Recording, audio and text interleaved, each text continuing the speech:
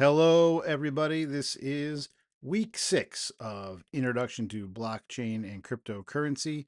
I'm Dr. Michael Tabone, and we have a bunch of stuff to read this week.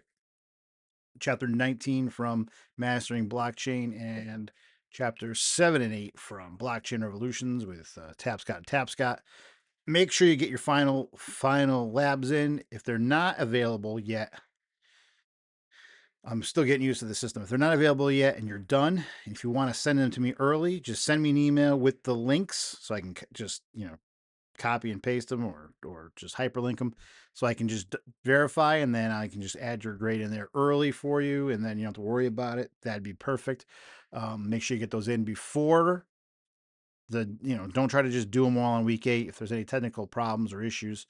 A bunch of students are already done with their weeks 1 through 5, so just try to get the rest of them done.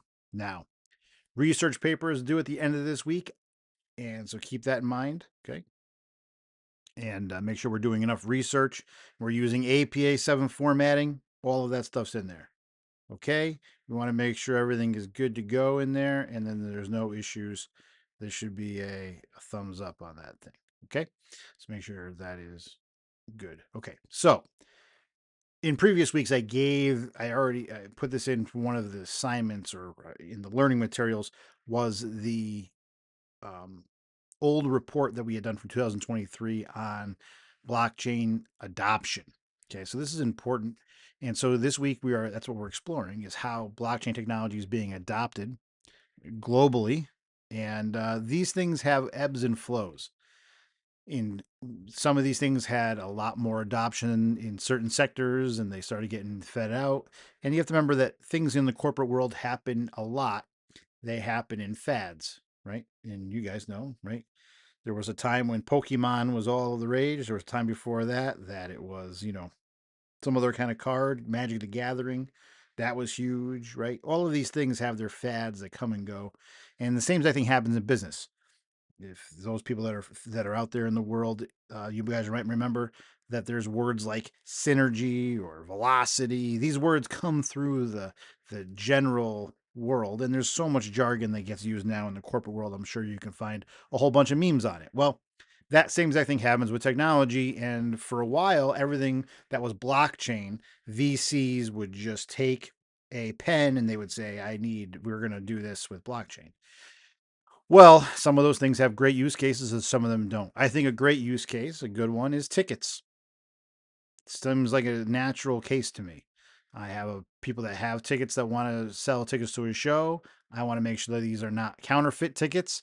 The way to do that is to put them onto a blockchain and sell them as an NFT, non fungible token. And Gary Vee, who is a very prominent social media creator, business entrepreneur, all that kind of stuff. He has utilized this to great effect with his Gary V Club. I forget what it's called exactly, but you can look it up. It's very, very interesting, and he does a good job with that. So we have to understand what are the drivers that promote blockchain adoption worldwide, analyze the barriers, right? Scalability, regulation, interoperability, these things are issues. Assess use cases and blockchain implementation across different sectors. It's not just finance, not just money. And evaluate how emerging technologies and social factors. This is very important because there's a big difference between what the crypto, the crypto heads, right, the cypherpunks that started this whole entire movement wanted to do with Bitcoin, and where necessarily people that are getting involved with it today. People that are getting involved with it today are a lot of times thinking about fiat value of something. Oh, this thing was worth $10,000 this date, and it is worth $200,000 this date. And the cypherpunks are like that's immaterial. It only matters what the purchasing power of that particular thing is, and that one BTC equals one BTC. Right? So that's how a cypherpunk thinks. They're not thinking in this terms of fiat value. And a lot of people that got involved with it later on don't even think of it. They don't think of it as money. So people do think of it as money. So people don't think of it as money. And the idea behind Bitcoin, specifically that it was money, the thing behind Ethereum is that it was kind of like gas, oil, right? You use it as a way of being able to pay the transfer fee for X, Y, and Z. It might have some currency because it has the ability to be currency, to be spent and utilized and sent to somebody and say, hey, I'll give you a lot more oil for, right? So it's kind of like oil in that way, energy, if you want to think of it like that, and for Ethereum and for other kinds of things, Solana and these kind of things near, they might be, you might think of them like oil, a little bit, in a little bit of a sense. Not talking about the consensus mechanism thing. I'm talking about just in the system of how these things might relate to being analogous to things that are outside of the technological realm. So these are things to think about. And also, by the way, at the end of this lecture, I'm going to put some more uh, words of wisdom from industry professionals at the end of this as well, like I did last week. So I'm going to look at the catalog of people I have and throw some more here, and then throw some more on week 7 as well. So those will be after the rest of this lecture. So starting off, there are, and this was kind of from what we talked about, there are already big companies that are already utilizing blockchain technology, right?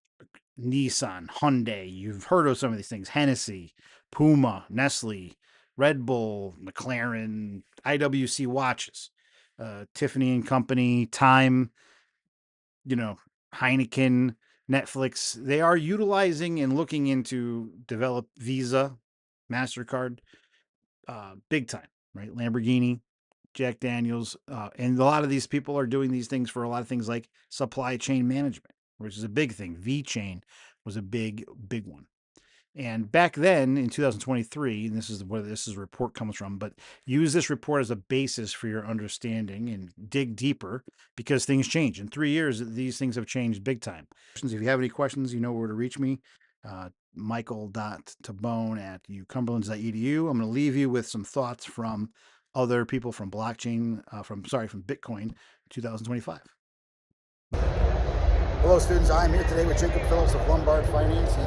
We had a great interview, he's an awesome guy. I just want to ask you real quick, do you have any piece of advice for students who are trying to become the next blockchain professionals out there? Yeah, I have a couple thoughts. One is go back and listen to some of the like read the Bitcoin white paper, go back and listen to some of the OGs and how they speak about the space. They really get deep into the ethos. I've actually myself been going back, even though I've been building the space for a long time, going back and listening to the rhetoric, the way that they present the ideas. It's like Bitcoin is this freedom asset, it's about building a new financial ecosystem. I think if you don't get yourself really excited about why we're doing this in the first place, it's hard to get excited about building the future of it. Second, I'd say is I started in crypto in like late 2018, and by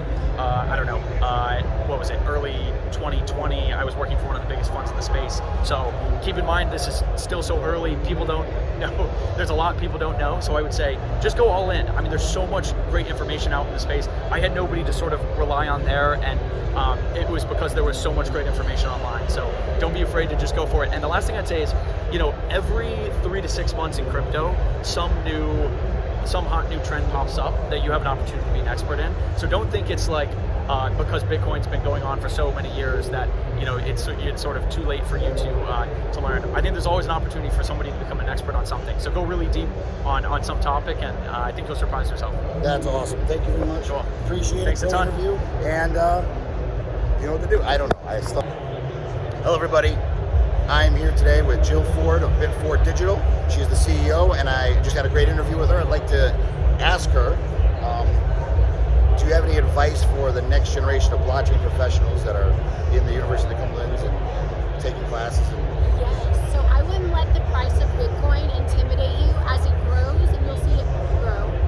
And I would suggest dollar cost averaging into Bitcoin and any of the projects you're doing. Like dollar cost averaging is so important to just basically set it and forget it. Buy a little bit of Bitcoin each day, each week, each month, and look at it, the amount over time. Because if you look at Bitcoin today, it's $107,000, and you're like trying to get in for the first time, it can be really intimidating. But if you just dollar cost and over time buy a little bit, you'll be surprised at how much it's grown and how much you actually paid for Bitcoin. No, it's true. Thank you very much. Great interview. Hello, students. I'm here with Mr. Roca, CEO of Zappo Bank. And do you have any words of wisdom that you can give to the students that are up and coming in the blockchain space, the next bunch of crypto professionals? Yeah, I'd say that was probably the hardest question that I got asked today, actually. I think that, I've been in this space since 2016. Zappo has been around for a long time, and my biggest advice would be that Bitcoin will take its time, and there's always, because it's money, everybody's always in a rush, right? They want, Bitcoin payments don't work. It's just a store of value. I don't agree with that. I think there's plenty of companies out there doing good work, but there's a lot of innovation to be done in lots of different bits. It'll take time, and people just wanting to get there too quickly. So then they will dismiss things very, very fast. There is such a thing as sometimes being too early on your idea, and you've got to figure out, well, actually, you can't by yourself innovate all the different components that need to be true for that idea to be something that can actually become a reality. So, and I think that's where we are, for example, now with Bitcoin payments. Whereas I think with the store of value, it's already at 110,000. I think we can all agree Bitcoin is a store of value. People question the payment side. I think it's way too early to say that Bitcoin has failed as a payment mechanism. I think there's still a lot of innovation to be done on their tools, and I think what we will find is over time they will catch up. That's a little bit how you need to think about your role within the Bitcoin or blockchain space in the future, whichever way you decide to go, which is you can't change the world by yourself. You just figure out what's that one thing that you can contribute to along the way, and also think about how does the timing of your idea fit to the overall context around you. Because sometimes I do feel that, for example, Zappo Bank, when we started as a custodian, we were too early with some of our ideas, and it would be a lot easier to start Zappo Bank today than it was in 2013. So hopefully that advice is useful to you guys, and I wish you all the best in whatever you decide to do in the future. Good luck. Awesome. Thank you. Awesome interview. I really appreciate it. Thanks, man. Fantastic. Whenever you want, happy to do it again, man. Awesome. Thank you. We're going to go with that. Hello, students. I'm joined here today with Sergio and Adrian from Rootstock, and it's been an awesome conversation we've had so far. I just want to ask you guys, do you have any advice for the next generation of up-and-coming blockchain professionals? Yeah, I mean, this is a rabbit hole of knowledge. Like, you will find connections to economics, math, game theory, community, politics, monetary. So everything is connected in Bitcoin. So you start by any of these things like computer security, algorithms, everything is connected. And then you explore everything else. And you will find that, the amount of knowledge you will get expands every time. So come here, get the grasp of what Bitcoin is, and you will never be able to get out again. Yeah, so I think that there's so many things happening in the space. We've been here for quite a few years now. So many technologies, so many platforms, so many buzzwords. It's sometimes really hard to understand what's relevant, what's not. So I think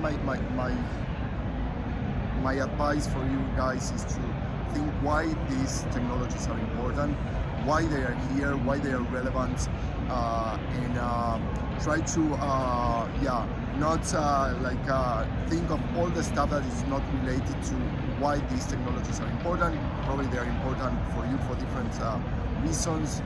For us to build a decentralized open financial system is one of the first and probably the most important thing, and we try to focus on that. So that's why Bitcoin is so important. But of course, it depends on you, and yeah, I think that's it. Awesome. Thank you guys. Thank you guys for a great interview. I really appreciate it. Michael. It was awesome. I'm here with Rich Rhines from CoreDAO. He's the man. We actually had a great interview. I think it was all really awesome. Do you have any piece of advice for students that are trying to become the next generation of blockchain professionals? So, and this is like kind of a routine piece of advice I give all the time, but I would say read the book Finite and Infinite Games. And the reason that I say that is the vast majority of people, particularly in the crypto space, are playing short-term games. They're not trying to build durable sources of value, actual differentiation of their own products and services. And if you come into this mindset, there's a lot of other people that are playing that game, and it's a very short-term game. But if you have a long-term time horizon, you can build something really great, and you can have outsized impact, and hopefully build a company of consequence. Awesome. Thank you very much. Great interview. Yes. Thank you very much. Hello, students. I'm here with Willem, and he is from Botanics Labs, and there we go, hold it up correctly. And we had a great interview. I thought it was really awesome, and I just want to ask you, do you have any pieces of advice for the next upcoming generation of blockchain professionals? Yeah, absolutely. I mean, if you're a student now, you're always questioning yourself, okay, which industry am I gonna work in? What am I going to do? One piece of advice I always have is choose an industry that's massively growing. That's where the opportunities are. That's where you have a lot of fun. That's where you actually see things growing and massively exploding. And so in the crypto space, I think right now we're probably around 1999 if you compare it to like the internet. So the opportunities are big. Right? There's so much happening here. Every year you see the same conference just growing, growing, and growing. Of course, it's very volatile. It's a new industry. Any new thing will always be very volatile. But it's been around for Bitcoin has been around for 15 years now. It keeps growing. The amount of applications being built, the amount of companies being built around it is massive. It's really cool. This can actually take over a global neutral money, and so helping Bitcoin out to get it into the hands of people, making it productive, I think it's super rewarding. Yeah, get something that makes you excited, you want to help out people, and it will help your career in essence. Don't go for the large paycheck, go for where the opportunities are, where you want to commit to, and where you can feel like you're part of something bigger. Awesome.